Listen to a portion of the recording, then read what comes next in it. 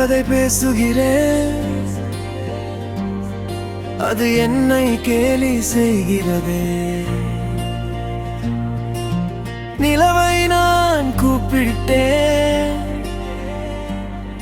அது தன்னை மறைக்கிறதே. குளிர் காற்றை நான் யாசித்தேன், அது துளியும் மதிக்கலையே.